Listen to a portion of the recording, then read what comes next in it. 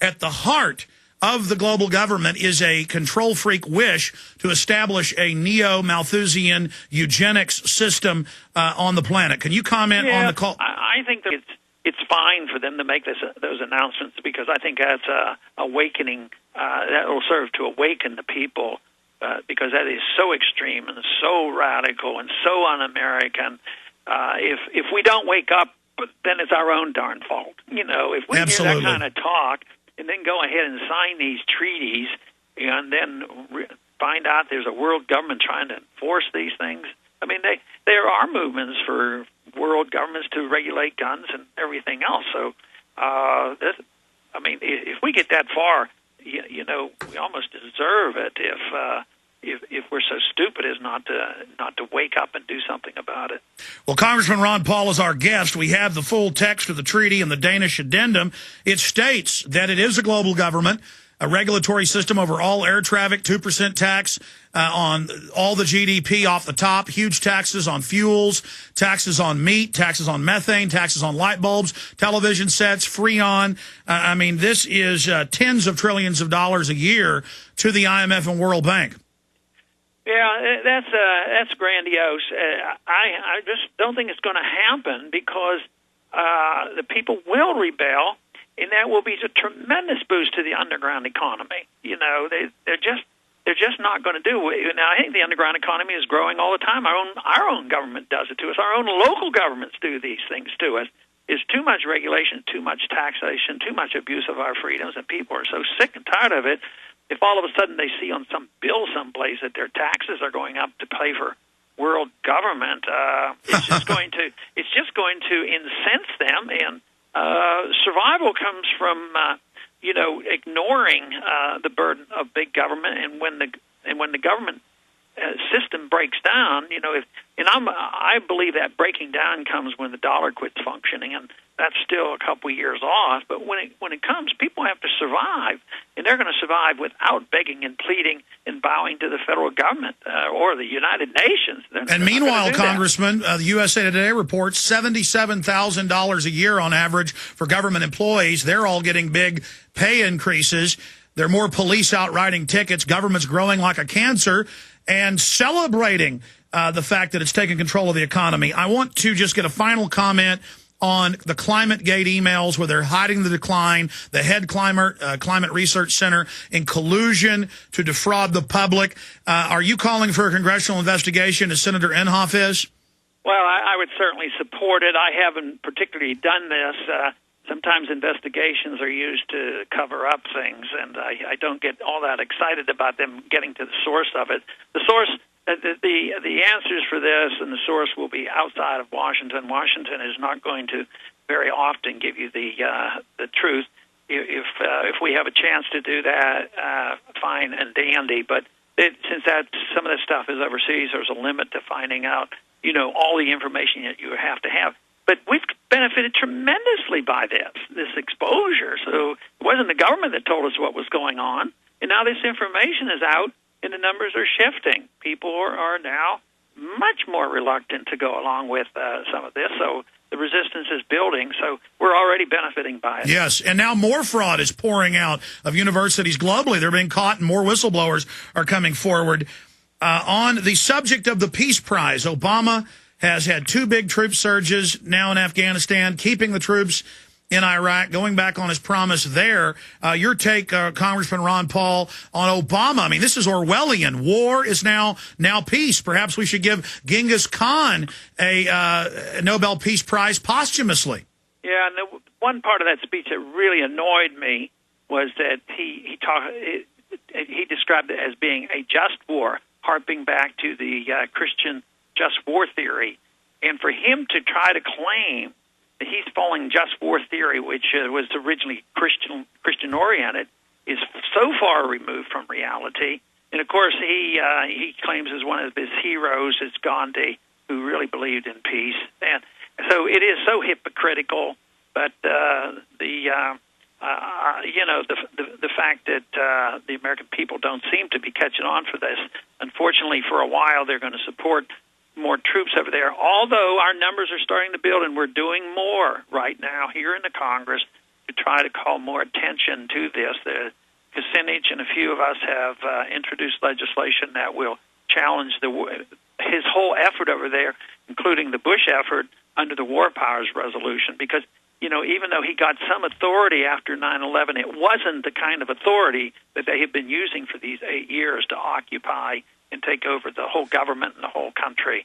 Absolutely, Congressman. As you know, the polls show the war is at an all-time unpopularity level. And so certainly people are waking up to that. And this is really blown up in their face, giving him a Peace Prize. Shifting gears into government-run health care, are we in danger of this power grab taking place? Yeah, that one, I'm always looking for a place for optimism. I guess I'm less optimistic about anything decent coming out of the health care. I think it's going to get worse. The people in this country accept incrementalism. Medical care is seen somewhat different. They don't see that the same principles of liberty apply to medical care as they do to their Second Amendment and their First Amendment rights. So, you think health care is going to pass as things stand right now? Yeah, to some degree. Whether they keep all this on, and they're not going to get total control, but they're going to have more control. The quality of health care is going to down. $250,000 fines, 5 years in prison, $41 billion cut to Medicare. How is that liberal? Yeah, that's pretty bad. And then the other big thing that I imagine by the time the dust settles, they will undermine the ability to get a medical savings account, because right now, if you really want to take care of yourself, you can go out and get a medical savings account, pay for all your local bills and your doctor bills, and put money in the savings account and get a tax benefit from this.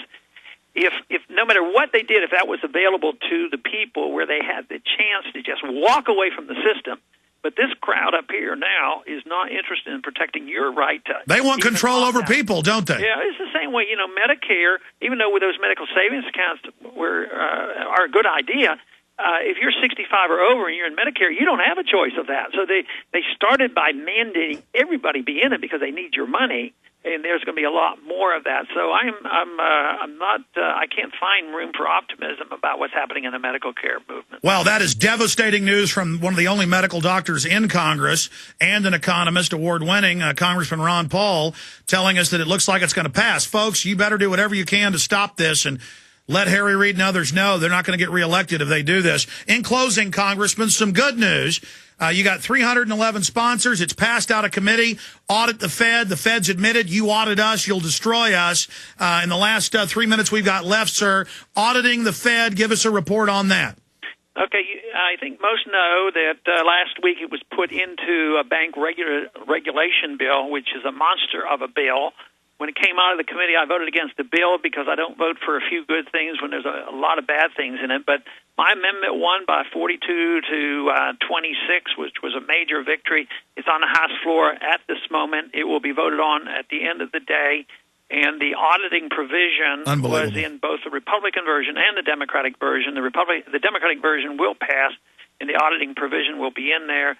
The real work needs to be done in the Senate. So if anybody knows where their senator stands, try to urge the senators to get on that same bill. I think it's 604, and there's 30 in over there. There's been several senators that have put a hold on Bernanke's reappointment unless they have a vote on 1207, the auditing bill, in the Senate. So, sir, this is a massive victory.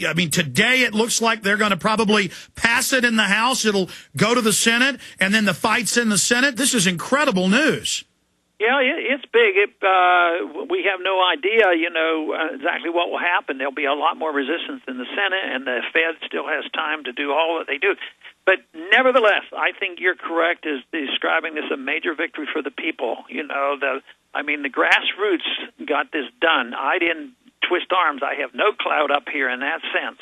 But we have 313 on there, all the Republicans and a lot of Democrats. So it's a really great testament to what can happen when the people come together, because this is not a conservative Republican bill. It's liberals and populists and libertarians and constitutionalists have all come around to believing enough is enough, and the Fed is too big and too secret. And we finally identified it as the real shadow government instead of Republican and Democrat puppets. You've been working for close to 30 years for this. Even if we don't have victory this year, we're a hair away. It'll be assured next year as the crisis accelerates. Do you agree with that? Yeah, I don't think they'll be able to ever. If they squelch us, it'll just make it a bigger issue. And the problems are going to get worse, and they will know where to look, and they have to look to the Federal Reserve System to find a real source of our problems. Well, Congressman, I salute you. Your book is a bestseller in the Fed and bookstores and at Amazon.com. Go to CampaignForLiberty.com. Go to all the great sites of Ron Paul. Support him. Thank him for running for president a few years ago. That really helped focus this coalition for liberty and freedom. And I know I'll talk to you again early next year, Congressman, with your once-a-month check-in with us. Thank you so much. And get out there and cast that vote for the bill you wrote and introduced. We salute you, and what a great Christmas gift, sir, you've given us. Thank you. Good to talk to you. Thank you so much, Bye-bye. Congressman Ron Paul.